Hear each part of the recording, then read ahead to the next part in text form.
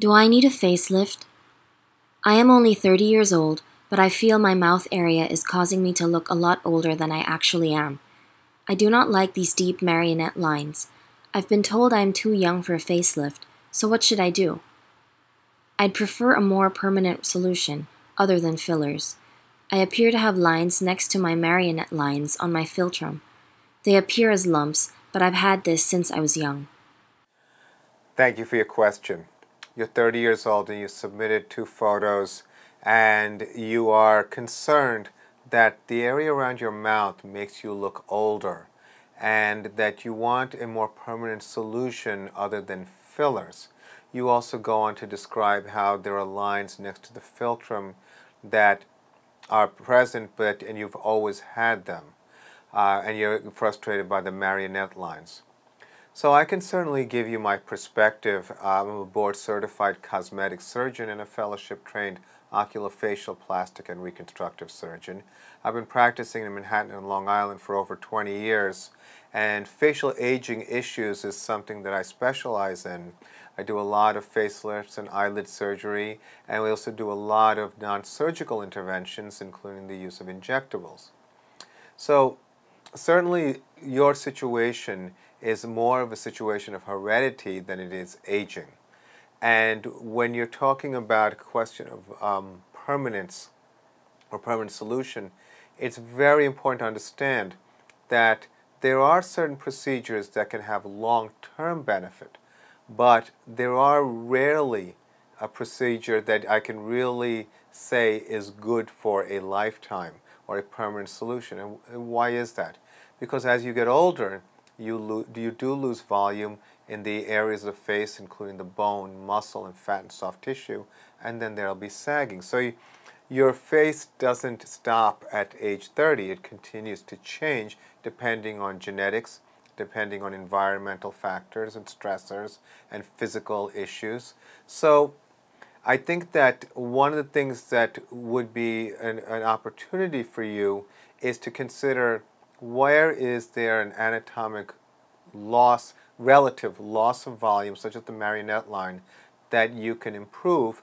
And in your situation, I would probably go towards a long-term use of a filler. Now, I realize that especially for someone who's 30, this is kind of something that you don't expect to do. But in our practice, we perform a procedure called a Y-lift. And I'm not saying this is necessarily the right thing for you, but I'm saying that what we do with Y-lift is actually we're placing volume at a deeper level between the bone structure and the muscle. And the point of me saying that is that when we're able to help people with mesolabial folds, nasolabial folds, cheek volume loss, jawline volume loss, in a way that really is natural and at the structural level, well, the results can last over 2 years. So, although that's not permanent, but that is longer lasting than is typical with fillers. There is a lot of art to this. So, even if you don't do something like the Y-lift, you can also consider something, a filler such as a Juvederm Ultra Plus, where the material can last for a reasonably long period of time. There's a direct correlation between the level of viscosity and the longevity of the material. So you don't want to trade longevity for lumpiness. So that's one very important condition to at least keep in mind.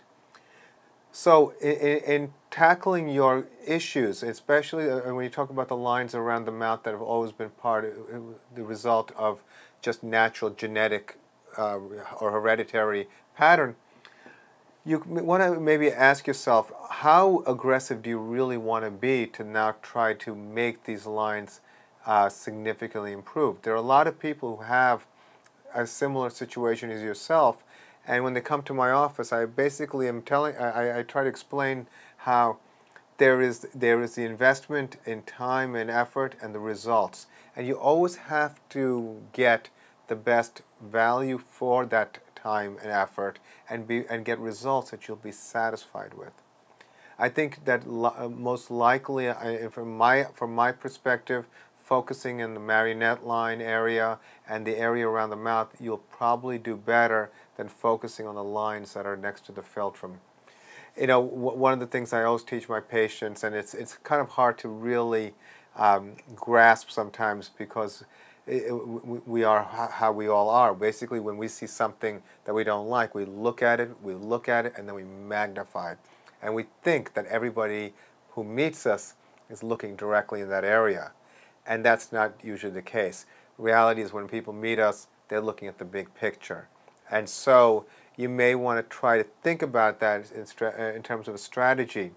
I always tell people that if there's an area of weakness on your face, if we enhance that area, it puts things into balance. And whether you use terms like the ideal proportions or golden ratio, there is a lot of art to making someone look good and look natural.